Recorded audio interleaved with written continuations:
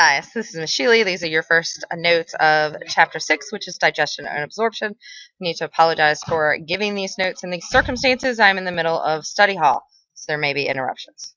Fantastic. Alright, the first thing that we want to do is label the digestive system. You can see in this image that I have the actual digestive tract color-coded from beginning to end in brown. Accessory organs that are part of the digestive system but which food don't pass through are labeled in green. So we start with the mouth where the food comes in. That includes salivary glands. Then we move from the mouth to the esophagus, a nice long skinny tube that connects the mouth to the stomach. Notice that the stomach is a J shape. The stomach is connected to the esophagus and to the small intestines. The small intestines has a nice U-shaped turn here at the beginning. That section of the small intestines is called the duodenum. That duodenum connects to the jejunum and then to the ileum. So you can see here that the small intestines continues to fold back and forth around itself. The small intestines connects to the large intestines here. You can see around about that area is the appendix.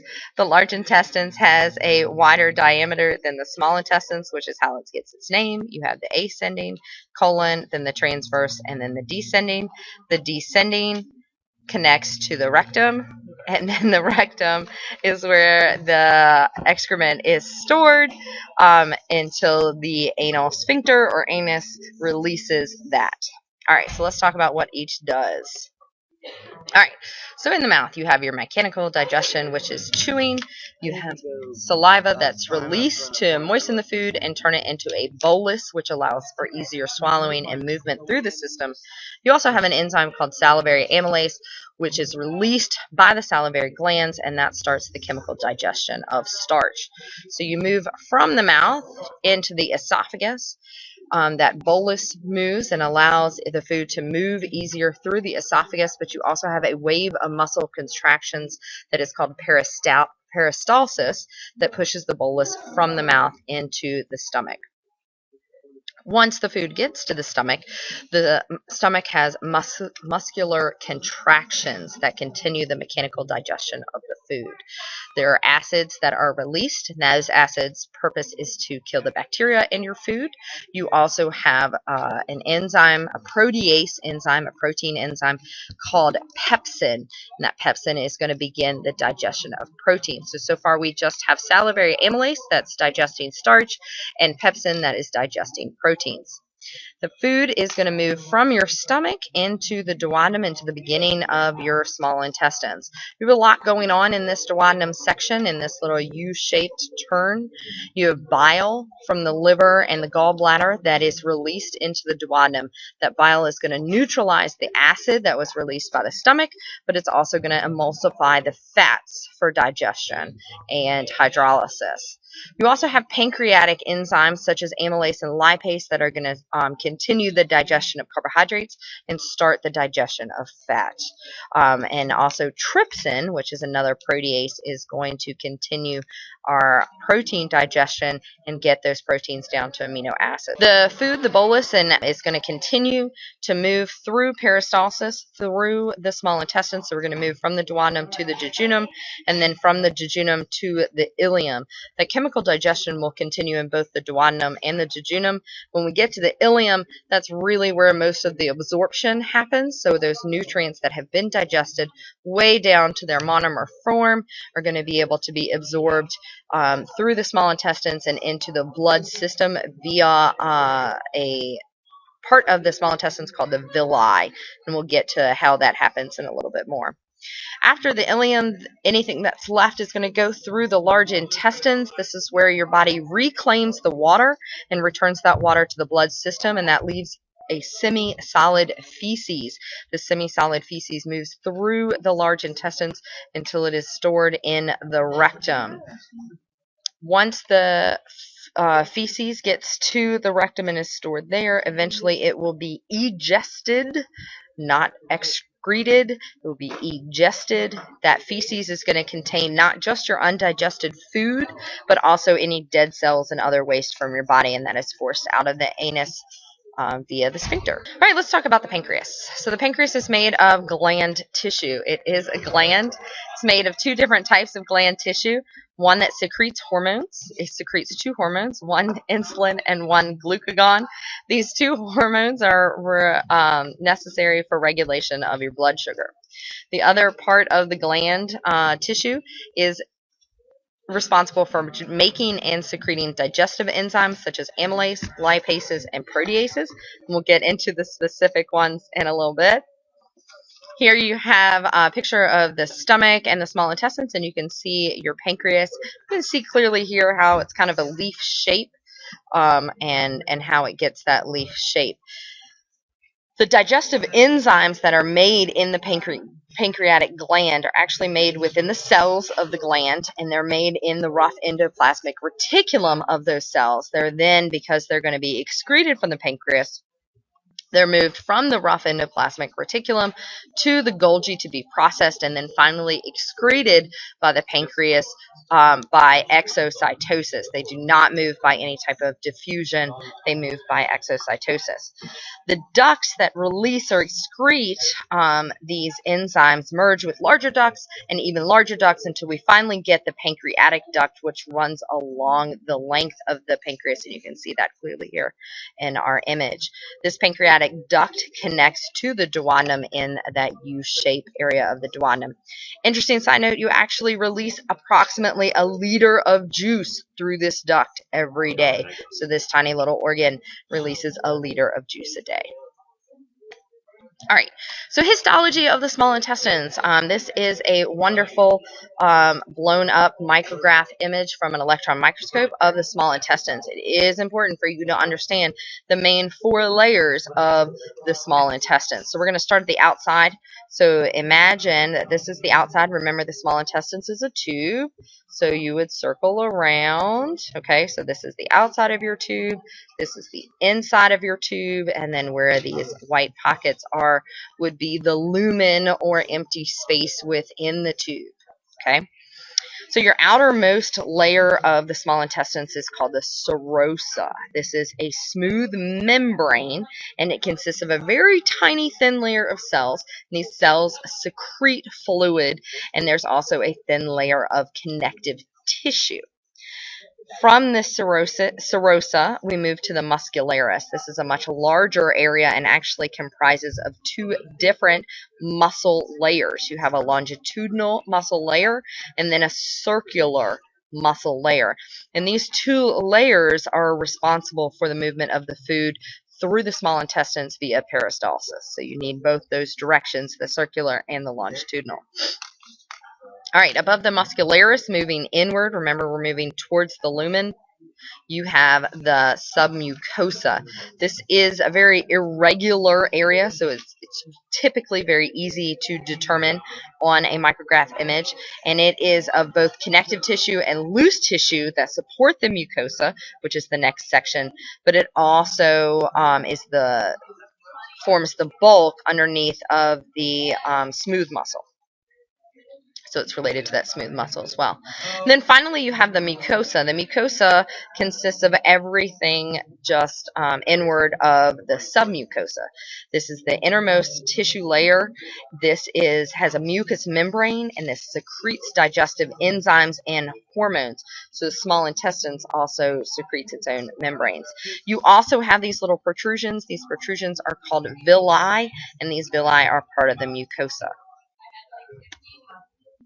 All right, so how does digestion happen in the small intestines? Well, you have hydrolysis reactions carried out by many enzymes. Remember, hydrolysis is taking a polymer and breaking it down into monomers or single pieces. So you have 4 main types of pancreatic enzymes that are released by the pancreas.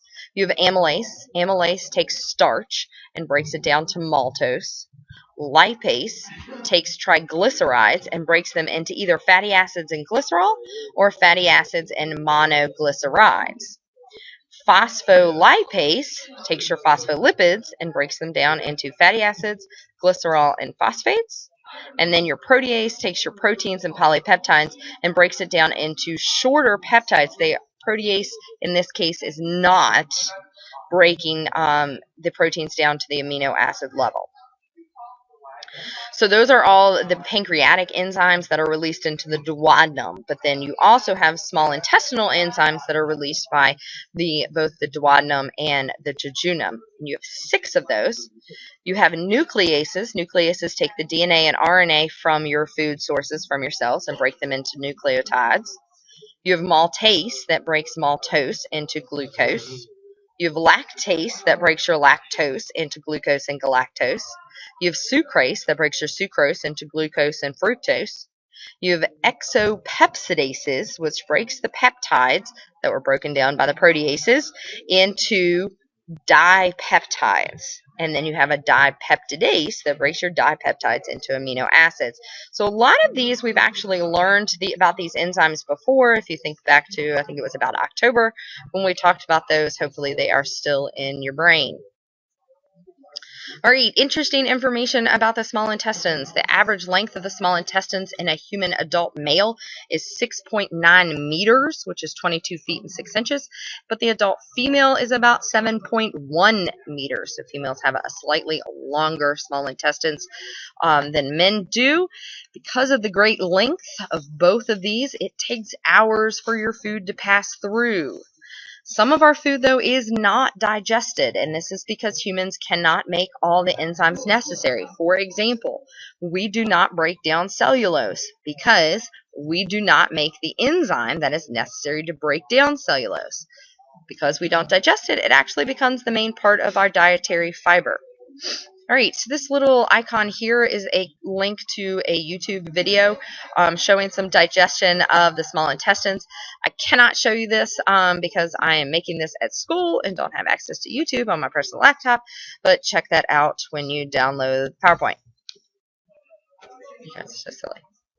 All right, so let's talk about once all that food is digested, how it is absorbed and then assimilated. So you have different words, different vocabulary words. Digestion is the breakdown of the large food molecules into the smaller molecules. That's what we talked about on the last slide. All those enzymes that break down those food molecules into smaller molecules. Absorption, then, is that those smaller monomers of food being broken, being taken up into the blood, and once they're taken up into the blood, they're carried to the tissues where they are then assimilated. So assimilated is when they are used by the cells. And again, I have another little link to a wonderful little YouTube video that I can't show you, but you should check out.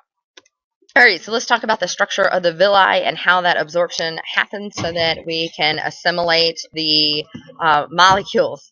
The villi are the finger-like projections in the small intestine, so they're the ones that surround the lumen.